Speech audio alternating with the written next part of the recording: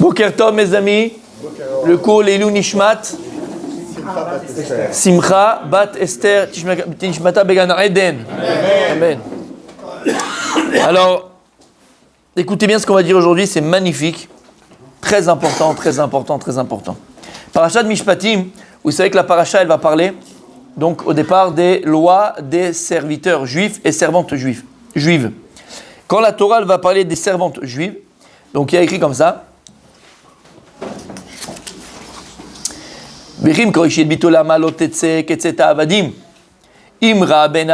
Donc lorsqu'un père va louer les services de sa fille pour être servante chez un juif, alors il écrit qu'elle ne pourra pas, après qu'elle a fait son travail, elle ne pourra pas sortir comme une servante normale, puisqu'elle est juive.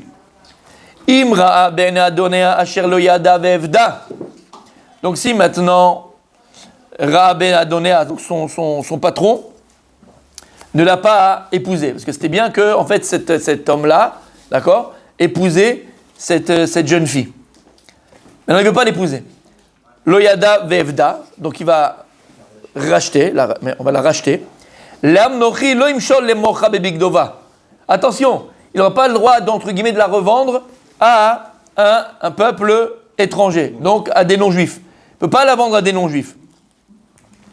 Donc il ne peut pas en vérité la vendre à quelqu'un d'autre. C'est fini. Une fois qu'elle a travaillé chez lui, on ne fait pas du trafic de serviteurs. Okay, elle a travaillé chez lui, il ne peut pas l'épouser. Arrivé le temps, il ne peut pas l'épouser. Elle sort, elle est libre. C'est fini. Elle n'a plus besoin de travailler chez lui. Il ne peut pas en faire un business. Je sais que j'ai quelqu'un qui travaille chez moi. Tiens, je la donne, tatati, on se fait machin. Non. Les mots bevigdoba. Il y a bevigdova. Alors, c'est quoi ici le pshat bevigdoba? C'est quoi l'ivgod? Trahir. Alors trahir, ici c'est drôle. Parce que c'est comme s'il l'a trompée. C'est comme s'il trompait cette jeune fille-là. À partir du moment où il est arrivé le temps où elle doit sortir, elle a fini son travail, et il ne veut pas l'épouser, il ne peut pas commencer à faire du business avec elle. Et donc tu seras obligé de la laisser partir et tu lui donneras même de l'argent pour qu'elle puisse vivre. D'accord? Avali bevigdova. Parce que sinon c'est de la tromperie. C'est une trahison.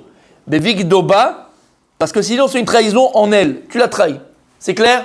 Vous êtes avec moi? Ok. Après, elle est libre, elle ne travaille plus, c'est fini. Non, mais elle peut aller travailler chez un... Non, c'est fini. Ah, elle n'a plus le droit d'aller... Non, elle ne travaille plus, c'est fini. C'est son père qui l'avait fait quand elle était jeune, parce que lui, il avait besoin aussi d'argent. Maintenant, après, il ne peut plus, c'est fini. Elle est libre. Dès qu'elle a 12 ans, parce qu'elle a 12 ans. Elle n'a pas le droit d'aller chez un non-juif. Il ne pourra pas en faire un business. Il sera obligé de la... comme un serviteur juif qui travaille chez un juif. Pas plus que 6 ans. Tu ne vas pas après le garder de force, c'est fini, c'est terminé. Il travaille chez toi à 6 ans, tu vas le libérer, comme cette fille-là. Elle avait 8 ans quand elle est venue, à 12 ans, elle doit partir. Tu ne peux plus faire du business. Pourquoi on précise qu'elle n'a pas le droit d'aller chez un non-juif? Moi aussi, j'ai pas compris. Non-juif, pas non-juif, chez une tierce personne, chez n'importe qui. Il ne pourra plus. Là, c'était précisé, on n'aura pas... N'importe qui. Chez un non-juif. Non, chez n'importe qui. Nochi, c'est un étranger. Moi, je t'ai dit un non-juif, Nochi, c'est un étranger. Nochi, en hébreu, c'est étranger. N'importe qui. C'est fini, à 12 ans, elle est libre. C'est pas une servante à vie. C'est parce qu'il y avait besoin d'argent. Jusqu'à la bat mitzvah, c'est fini. Après, tu es obligé, soit tu l'épouses à la bat mitzvah, soit tu la libères. Maintenant, écoutez bien. Il y a un livre que je ramène très souvent. Il y a le Igra des Kala. Le Igra des Kala, il s'appelle Rav Tzvi Eliminer Shapira. Il a écrit des livres extraordinaires. Rav Eliminer Shapira Midinov, c'est le Bnei Issachar, d'accord, entre autres. Et il a écrit aussi sur la Torah. Et regardez ce qu'il dit par rapport à ce verset, c'est magnifique. Donc tu ne pourras pas la vendre à un étranger, à quelqu'un d'autre, cette jeune fille-là, parce que sinon ça s'appelle la trahison, ça s'appelle la tromperie. Alors il dit comme ça, il dit, Julian de Beged, on le voit 2 fois dans la Torah. Betrin Lishne, mais dans 2 sens différents. Din Lashon Bgida. Donc premier c'est Lashon Bgida. C'est quoi Bgida? Trahison, c'est le din. C'est de la rigueur. Là, dans le verset qu'on vient de parler en Mishpatim, c'est de la rigueur, c'est le din. Veidach, et il y a un autre endroit. On parle aussi de Beged. Betid fait Seu Bebigdo. Lorsque Yosef Hatzadik, il est avec la femme de Potiphar et elle veut essayer de le séduire, qu'est-ce qu'il y a écrit Rabbi Michael? Elle a gardé ses habits dans sa main. Voilà. Betid Seu Bebigdo. Elle l'a attrapé, elle l'a tiré par ses habits. Bigdo, Beged. Donc on voit que quoi? Beged, l'ivgod, il a 2 sens. Non seulement trahison, c'est l'ivgod, c'est trahison. Et Beged, c'est aussi un habit. Alors, le pshat, simple, on sait très bien pourquoi. Parce qu'à l'époque, Adam et Chava, le premier homme et Chava, la première femme, ils étaient nus. Pourquoi il n'y a pas le savoir entre le bien et le mal? Il n'y a pas de mal à la nudité. D'accord? Donc ils étaient nus. À partir du moment où ils ont mangé du Etzad Datov, ils ont mangé du fruit interdit, qu'est-ce qui s'est passé? Akadosh Baruch Hu leur a confectionné à l'éterna, un habit confectionné de feuilles de figue. D'accord? Ok? De figue, tena, de figue. De feuilles de figue. Alors, c'est pour ça qu'on a appelé ça comment? C'est pour ça qu'on a appelé ça comment? Beged. Beged Nashon Bgida. Parce que lorsque Adam et Chava, ils ont été obligés de s'habiller, on a été obligés de s'habiller, c'est une trahison qu'ils ont fait. Ils ont trahi qui? La parole de Dieu. Donc c'est pas que Bgida Beged. Beged qui veut dire l'habit, ça rappelle la trahison de l'homme, jusqu'à aujourd'hui d'ailleurs, d'accord, à part au Cap d'Agde, mais en tout cas ici, ok, ça rappelle la trahison de l'homme. Kav Zechut. C'est Kav Zechut, ça dit qu'ils veulent plus avoir la... Mais il connaît. D'accord? Donc, en fait, le Beged, c'est quelque chose de, a priori, négatif, puisque c'est trahison. L'habit, c'est la trahison. On a trahi la parole de Dieu. D'accord? Donc là, tu vois quel est le sens. Dans notre paracha de Mishpatim, il y a écrit quoi? Pour pas qu'il trahisse cette jeune fille. Yosef Hatzadik, elle l'a attrapé par ses vêtements. Regardez ce qu'il y a écrit maintenant ici. Zohar HaKadosh. Messieurs, Zohar HaKadosh. Le Igra Dekala ramène le Zohar. Parashat Vayeshev, puisque l'endroit de la Torah où se passe cette histoire de Yosef avec l'âme de Potiphar, c'est Parashat Vayeshev. Parashat Vayeshev, le Zohar, il dit, page Kouf Tzadik Amoud Bet, il écrit comme ça. Vayavo abaïta lasot melachto. Yosef Hatzadik, il a écrit qu'il est rentré, il a été à la maison pour faire son travail. De quoi on parle? Il habitait chez Potiphar. Il a été à la maison de Potiphar pour travailler. C'était l'intendant de chez Potiphar. Vayavo abaïta lasot melachto. De quoi ici est-ce qu'on parle? Il dit le Zohar, on est dans le Zohar, messieurs. Alors, beaucoup de Gdusha, beaucoup de Tahara. Attention, là on est en train de parler des paroles de Rabbi Shimon bar Yochai. Vayavo abaïta lasot melachto, c'est quoi abaïta? Dit le Zohar. Remesh adam bale bet midrash. Shehu beto shel adam. En remet, en allusion, on parle de quoi? On parle de la maison d'études, qui est la véritable maison de l'homme. Ta véritable maison, c'est pas la maison. C'est le bet midrash. Quand tu viens étudier tous les matins, tu viens à la maison. Donc ta maison, c'est le Bet Midrash. Donc on lui dit, Yosef a dit qu'il est venu à Baïta. Quel Baïta? Au Bet Midrash, étudier en maison d'études. Begin l'ishtad la beoraita me'evad pikoudé d'oraita. Pour s'occuper des livrets Torah et de faire la mitzvot de la Torah. Et apprendre les mitzvot de la Torah. Deu melarto de barnash be'alma. Pourquoi? Parce que c'est ça le véritable travail de l'homme ba'olam hazeh. C'est pas vendre des costumes. C'est pas vendre des pommes de terre. C'est pas vendre des pommes de terre. C'est pas faire des comptes. D'accord?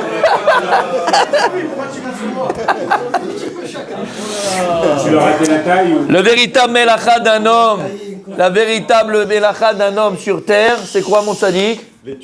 C'est étudier. Vekevan davita de barnash be'almahu avita kucha berichu. Et puisque la personne, cet homme-là, c'est quoi? C'est la melacha d'Hachem.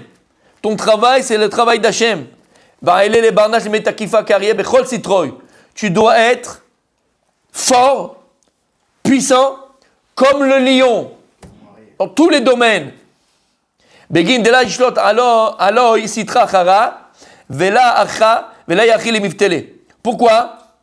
Tu dois être fort dans tout, pour ne pas que la sitra chara, le yetzarara, le satan, il te séduise. Il t'attaque, mais comment il t'attaque? Il te séduit. Parce qu'en réalité, qu'est-ce qu'il fait l'Yetzarara? L'Yetzarara, il sait très bien, on a été Midei Chachamim. On a des gens qui veulent la Torah, on a des gens qui respirent Torah, on a des gens qui aspirent qu'à la Torah. Et qu'est-ce qu'il va faire? Il va venir comme... Alors qu'est-ce qu'il va faire? Il va venir comme une femme à un bar, gentiment te séduire. Tu prends un verre, on discute, on parle, c'est de la séduction. Il va te séduire à l'extérieur. Il va te gonfler une situation comme si c'était le moment de ta vie. Il va te montrer ça comme si c'était le plus grand plaisir du monde. C'est le plus grand moment de ta vie. Vas-y, mon ami. Les fatot et d'Adam. Et c'est quoi son but? te faire sortir du Beth Midrash, te faire sortir de ta maison. Parce qu'il sait que lorsque tu n'es pas au Beth Midrash, ou que tu ne vas plus au Beth Midrash, ou que tu ne fréquentes pas le Beth Midrash, ta maison d'études, alors tu es vulnérable. Il y a fait méode. Vous êtes avec moi? Regardez ce que dit le Zohar, et c'est là où on y arrive. Il dit le Igra des Kala. Mativ, qu'est-ce qu'il y a écrit dans le verset Ben Ish? Ben Ish. Il y a écrit dans le verset là-bas dans Vayeshev. Ben Ish Babaït. Il n'y avait personne d'autre que Yosef et qui? Et la femme de Potiphar. Mativ Ben Ish. Lel Gevar Diyekum Liklible de Yetzerara. En Ish Yakum Kenegade Yetzerara. Il n'y a pas un homme qui est capable de se lever et faire la guerre contre les Yetzerara. Et faire la guerre, Bémet avec le Yetzerara. Et c'est quoi? Azivat Tachet, d'abandonner les péchés. Mayochede Yetzerara, écoute bien mon tzaddik. Ici, il nous dévoile Rabbi Shimon Bar Yochai. Ma darkosh et Yetzerara. Quelle est la façon le Yetzerara il va te faire tomber? Comment le Yetzerara, qu'est-ce qu'il cherche? Comment il arrive? Comment il attaque? Écoute bien. Écoute bien. C'est extraordinaire. Kevan, Dechame Delet Barnash Kaim Lekibli ou Lagacha Bekarava. Puisqu'il voit qu'en face de lui, il n'y a personne. C'est quoi, il n'y a personne? Il n'y a pas un type qui est capable de quoi? De se faire la guerre. Il y a un type faible en face de lui. Il va être ça qu'il y a un type qui est faible dans ses midot, qui est faible dans ses ta'avot, qui est faible. Miyad, vatifsiu bebigdo, les morts shirva imi. Tout de suite, qu'est-ce qu'il fait? Il l'attrape, le Yetzerara. Il lui dit, couche avec moi. Couche avec moi, ça veut dire quoi? Viens. Fais la Avera avec moi. Je te parle pas personnellement. Hein. C'est pas à titre personnel. Ne prends pas. Rabbi Aaron, ne le prends pas personnel. Hein. Messieurs, s'il vous plaît, restez concentrés, c'est le Zohar. Messieurs. Miyad, Vativseu, Bebigdo, les morts, Shirva, Imi. Tout de suite, il attrape la personne et il lui dit en vérité, viens, on va faire les bêtises ensemble. On va faire les plus grandes bêtises ensemble. D'où on voit ça, comme écrit dans le verset. Va-t-il fait Seu Bebigdo. Elle l'a attrapé par ses vêtements. Begin, Dekar, Chalet, Yetzerara, Allez, des Barnaches. Puisque lorsque le Yetzerara, il a le pouvoir sur l'homme. Atkinle, Bekashitle, les Boussoy, mais ça c'est Bessahara. Qu'est-ce qu'il fait le Yetzerara? Écoutez bien les mots, on arrive à là. Mais Fateu Shitaken Atzmo. Alors qu'est-ce qu'il fait le Yetzerara? Regardez la force du Yetzerara. Il va te faire aller devant la glace, le miroir, et tu vas commencer à te faire beau, mettre du gel sur les cheveux. Tu vas te faire beau, tu vas te mettre du gel sur les cheveux. Vei cachette et les bouchons, vei salsel besséaro. Et il va mettre des super beaux habits, un peu de parfum, jean moulant, petit t-shirt qui monte les petits pectoraux. Il met la ceinture de Chuck Norris. Il met les chaussures, les baskets du Michael Jordan. Et le mec, il met le caleçon tout fuchsia, qu'on le voit même quand il fait noir, pour pas qu'on le perde. D'accord? Tu rigoles ou quoi? Il se met un peu de parfum. Il a bien bronzé. Messieurs, s'il vous plaît, il met la belle chaîne. Il est content. Il est là. Il se prépare devant la glace pendant 3/4 d'heure. En 2 mots, elle se fait belle. Elle se fait belle, le monsieur. T'as compris ce qu'il fait le Yetzerara? Il va te faire changer ton aspect extérieur pour que tu te prépares à faire le beau gosse à Pattaya, au Arcachon, ou au Cap d'Agde. Chalier d'Ezé, Rachou, ou Mechoubat Ben Abriot, pour passer bien devant les gens. Regarde comme il est beau gosse. Il va être la petite veste, tu vois, qui va avec le machin, petite veste en cuir. Machin, il se prépare, il va tailler sa barbe. Il va laisser le bouc. Il va faire un petit style, tu vois. Il va mettre les bagues. Tu sais, les grosses bagues là que tu trouves, là, machin. Qui a un petit style, on dirait le mec, il a mis la bague, c'est une autre personne. T'as compris ce qu'il fait le Yetzerara? Ada ou dirtiv, va t'y pesser ou bébido les morts shirva imi. Retzelma iddapek imi. Et ça il dit vas-y, colle-toi à moi, comme tu dois te coller à Dieu normalement, mais colle-toi à moi. Matril, alors qu'est-ce qu'en fait c'est quoi le pshat? Il dit ici le Zohar. Au début, il va aller doucement. Juste il va dire bon, tu vas sortir, tu vas au resto, tu vas sortir, tu vas te promener ce soir. Fais-toi beau, pour toi-même, pas pour attirer l'attention. Fais-toi beau. Tu vas aller dans un pub, tu vas aller boire un verre. Ça va, t'es pas en boîte de nuit, c'est juste un pub. Oui, mais à minuit, il change complètement. D'accord? Il change. Comment il y avait le truc là, l'enfer, avec les démons là? Bref, tu as vu le film? Tu as vu ce film là? Hein? Avec Sam Malek, exactement. L'enfer de la nuit, ou l'enfer, je sais pas comment ça s'appelle ça. L'horreur, avec les démons là. Bon, ben, je vais vous montrer. Non, vaut mieux pas l'avoir parce que c'est pas très caché. Et il dit, écoutez bien. Chez Zéo Trilat Azmanato la Avera. Parce que ça égale, c'est le début, ça c'est le début de l'invitation à la Avera. Man Deu Zaka Itkaf Lekable Vagar Bekrava. Ava le tzadi, qu'est-ce qu'il fait? Midgaber Veose Milchama Kenegdo. Makti Vayazov Bigdo Beyada Beyanos Vayetse Achutza. Ishbokle. Il a laissé l'habit et il est sorti. Ça veut dire que pour que tu puisses combattre les Yetzirara, arrête de faire le beau gosse. Fais pas une coupe de ouf là, machin, tu traces là, machin, tu mets Nike ou l'Odama, tu mets le comment on appelle ça, le gel et tu fais machin. Calme-toi, mets-toi propre, bien, mais te fais pas le beau gosse. Et maintenant tu vas quoi? Migaber c'est ton Yetzirara. Fuis ton Yetzirara. Comment? Fais-toi moche. Tu regardes pas la glace. Et là, tu seras sauvé du Yetzirara et il ne pourrait rien faire contre toi. Écoutez bien. Sur ce Zohar, Omer Aïgra Dekala. Sur ce Zohar, Omer Aïgra Dekala. Écoutez bien. Le Yetzirara n'a pas l'emprise sur toi. Non. Inecharoé. De ce Zohar, il dit le Aïgra Dekala. Chez Rishit Abgida ou Abeged. Que le début de la trahison vis-à-vis de Dieu, on parle de nous maintenant, quand tu vas trahir Dieu, c'est l'habit. C'est l'habit. Ubiprat, Malbouchen Nochim.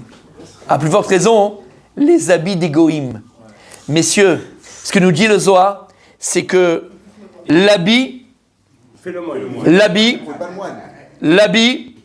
moine, l'habit, la coupe de cheveux, l'apparence physique, comment tu te prépares, peut amener à la Avera, et c'est en général le début de la Avera. On est en train de parler.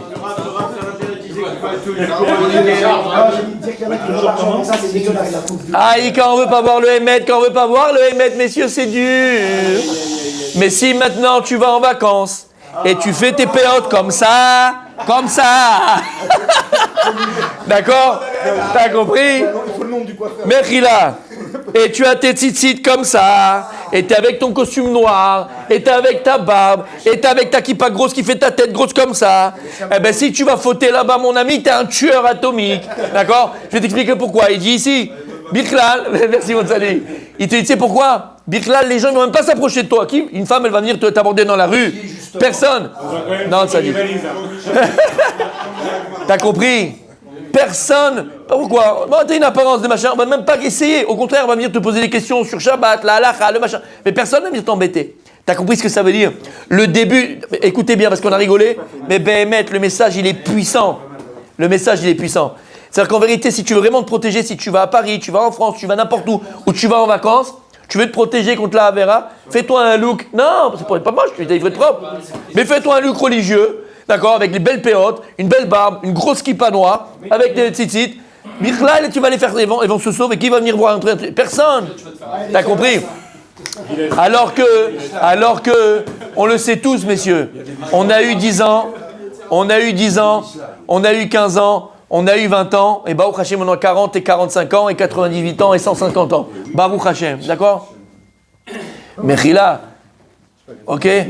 T'as pas le même effet. Quand tu mets ton jean Levi's un peu moulant, joli, sympathique, aujourd'hui il faut qu'il soit troué, donc je ne comprends pas la svara. Mais d'accord, disons, ok d'accord, que mon tzaddik, quand tu allais voir les copains et les copines, tu allais mettre ton pantalon en velours de ton grand-père des années 90, des 78, on est d'accord. Rien qu'on mettait le jean, on mettait le t-shirt, on se mettait... Voilà, on se mettait devant la glace et on se faisait du gomina. On se mettait du gomina, du pento, d'accord? On était là, messieurs, et on mettait du parfum. On se croyait le roi du samedi soir, d'accord? Et tu disais combien je vais en choper ce soir? On est tous d'accord, ok? Bon, peut-être pas tous parce que c'est plus difficile, mais en tout cas, d'accord, la norme. Tu dis combien je vais en choper ce soir? Et regarde mon tzaddik, regarde-moi Rabbi Aaron. On va trop compter. La vérité, on peut pas trop compter sur notre physique, surtout toi. Donc sur un malentendu, peut-être que. Bon, écoutez, regardez bien, hein, toutes les publicités, rappelez-vous, vous vous rappelez pas, mais rappelez-vous, toutes les publicités sur les jeans, c'était quoi? Il y avait le jean en haut et en bas, et en haut, il n'y avait rien. Et un mec et une meuf comme ça. Lama! Parce que tu commences à t'amener à quoi? À ça! À la femme, au sexe, au machin, d'accord? Le beged, faut pas minimiser l'effet d'un habit sur une... Et d'ailleurs, quand tu achètes un nouveau costume, maintenant je parle pas d'Avera, pas d'Avera, n'importe quel habit que tu achètes, tu te sens différent. À ta marguiche, tu sens profondément une itrachout. Tu sens vraiment quelque chose de nouveau. Un nouveau pull, un nouveau caleçon, l'odeur même le plus anodin. Non, le plus anodin, c'est la vérité. D'accord, plus anodin, tu te sens khadash, une coupe de cheveux. Il n'y a pas plus. Merahanen, comment on dit Merahanen? Rafraîchissant qu'une coupe de cheveux. D'accord? Moi ça va, ça après c'est d'accord. Mais si c'est rafraîchissant. Voilà, tu respires et tu te sens pas beau, mais tu te sens bien, tu te sens frais. Voilà, tu te sens à l'attaque. Tu te sens partant, t'as compris? Et il dit le Rav, écoutez bien, il dit c'est ça.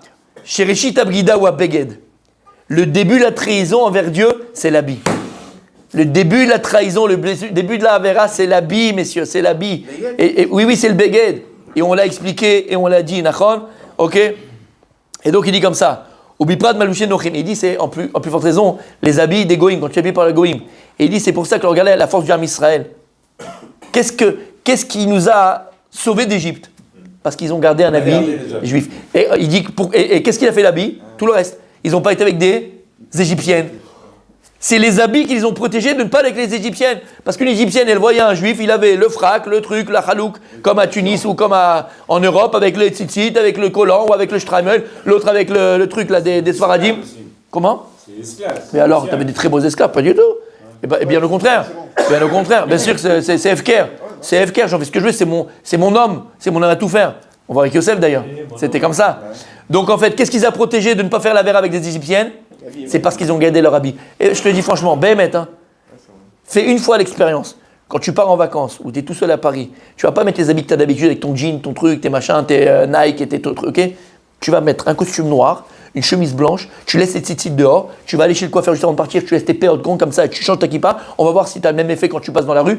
À la limite, tu prends des pierres aujourd'hui, d'accord? C'est Vadaï ou c'est pas Vadaï? C'est Vadaï, même pas on te regarde, même pas. Par respect d'ailleurs. C'est comme si un type, d'accord? Par respect, on va pas aller voir le type, on sait très bien que là, bon, c'est autre chose. Tu te fais regarder par les racailles, quoi. Ça, c'est autre chose. Mais d'accord? Mais en tout cas, tu vas pas te regarder par une femme. Et t'as pas le truc, même toi-même. Tu avais l'habitude, quand tu allais tout seul à Paris pendant les 2 semaines, d'aller au Crazy Horse ou à Pigalle, tu vas pas y aller avec ta kippa noire, tes péotes comme ça et ton tzitzit. Tu as un minimum de respect, que tu comprends que c'est pas mal, c'est impossible, Yevcha. Donc tu vois bien, Tachles, comme c'est tellement vrai ce qu'il dit, comme c'est tellement. L'habit protège. L'habit protège. L'habit protège. Et il termine, il dit comme ça, hein. Veine, pritsut ba'ayot bepratout nikrab gida. Quand quelqu'un, il fait chadeshalom la harayot, il fait donc des actes sexuels interdits, alors ça aussi s'appelait bgida, ça s'appelait trahison. D'accord? Un homme qui va avec d'autres femmes, qu'est-ce qu'il fait? Il trompe sa femme. Une femme chimichour qui va avec d'autres hommes, comment ça s'appelle? Ça s'appelle trahison. Et il dit, bagata be'eshed neuraich. Il dit, c'est ça en vérité que la Torah, elle vient donner en allusion. C'est pour ça que dans la Torah, il y a écrit deux fois l'union de Bgida, de Bogad Ivgod. Premièrement, avec cette jeune fille-là, où on dit que si jamais il la revend à une autre personne, alors qu'elle doit sortir, ben c'est une trahison. Et une deuxième fois avec Yosef, quand il a laissé son habit. Il dit en vérité, c'est la même chose. La Torah vient te dire que c'est au Todaba. Parce que le début de la Bgida, le début de la trahison envers Dieu et envers toi-même en vérité, ça passe par le vêtement. Donc faire très très très très attention à s'habiller comme des juifs. Et je terminerai par ça. Ça m'a toujours émerveillé. Vous allez comprendre après pourquoi tout seul. Ça m'a toujours émerveillé. À l'époque, j'avais étudié la Megillat Esther avec le Ben Ishraï. Ben Ishraï aussi, il a un pirouche sur le Megillat Esther. Et là-bas, il y a écrit. Quoi? Ish Yehudi Aya Beshoshan. Ish Yehudi. Ce qui est Ish Yehudi? Mordechai. Omer à qui j'ai dit? À Ben Ishraï. Il dit Ben Ishraï, pourquoi il écrit Ish Yehudi? Ish Yehudi. Moi, Mordechai. Dis-moi son nom. Après, tu vas me dire Mordechai. Ish Yemini. Dis-moi, c'est quoi Ish Yehudi? Il dit pourquoi Ish Yehudi? Il est habillé. Il dit Ish Yehudi Parce que quand on le voyait dans la rue, on voyait que c'était un Yehudi. Attendez, il termine pas. Il termine. Il dit, comment on le voyait qu'il était Yehudi? Non. La tête. Il avait les péotes, il dit. Aïlo péot baroche, le Ben Ishraï. Aïlo péot baroche. Ou Yehudi. Donc comment on reconnaissait un juif à l'époque de Mordechai Hatzadik? Les Yehudim, ils avaient des péotes. Donc ça veut dire Yehudi. T'as compris ce que ça veut dire? Il faut être Yehudi dans sa tête, Yehudi dans son cœur. Il faut être juif dans sa tête, juif dans son cœur et juif dans son apparence. Son apparence. Chez Niskeh Be'ezrat Hashem, que Dieu nous protège de tout avéra.